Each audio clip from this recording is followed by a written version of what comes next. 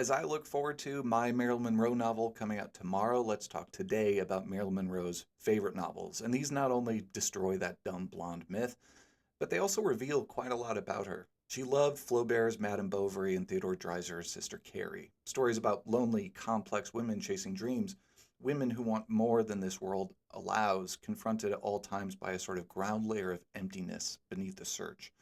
And these women are more frequently punished for searching than they are rewarded. Sound familiar?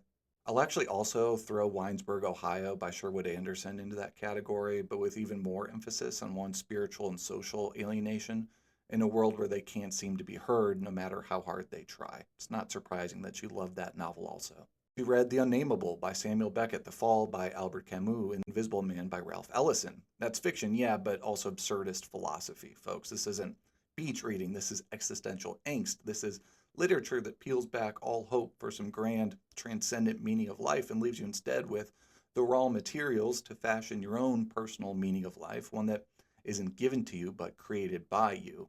Or despair. The choice is yours. Not to mention, Invisible Man speaks also to her progressive politics. She was way ahead of her time, especially for a female actor in 1950s Hollywood, in terms of advocating for civil rights. Her love for The Secret Agent by Joseph Conrad is an interesting one. It's a book that deals with surveillance, transnational amorality, and radicalism. Keep in mind, the FBI had a file on Monroe, given her involvement with and support for Arthur Miller during his appearance before the House of Un-American Activities Committee. In all likelihood, it was Monroe's support of Miller that saved him from some serious repercussions for refusing to reveal names before that committee. But yeah, makes sense why she'd be into this book by Conrad. She read On the Road, Paris Blues. She had Wanderlust. Like Sal Paradise of On the Road, she saw beyond the trivialities of conformist living and sought something deeper, something bigger. It fits into her biography. When she kept getting typecasted as the dumb blonde in Hollywood, she opened her own production company to give her the chance for different roles. She just wasn't satisfied doing what others told her to do or demanded that she do. Hemingway and Steinbeck appear multiple times of her favorite books, which you could extrapolate a few different ways. One, she was into that high modernist styling, but especially given her taste for Steinbeck, it suggests to me she never lost touch with her extremely humble beginnings, bouncing from foster homes and orphanages.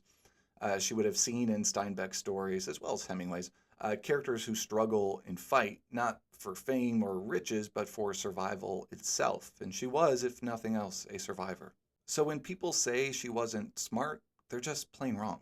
She wasn't a pinup pretending to be an actress. She was a thinker. She was a reader, a woman trying to rewrite her story, an intellectual turning to literature to understand her place in the world. That's the version of Marilyn I wrote into my novel, Her New Eyes. It's a work of absurdist fiction, so Marilyn might have appreciated it for that reason. But it's a story about a 68-year-old florist living in Indiana who, after an experimental eye transplant, finds herself possessed by the image and being of Marilyn Monroe, who soon reclaims her voice in a very changed modern world, but at what cost? And let me tell you, she has a lot to say. I'd sure appreciate it if you ordered it, gave it a read, gave it a review. It would just mean a tremendous amount to me.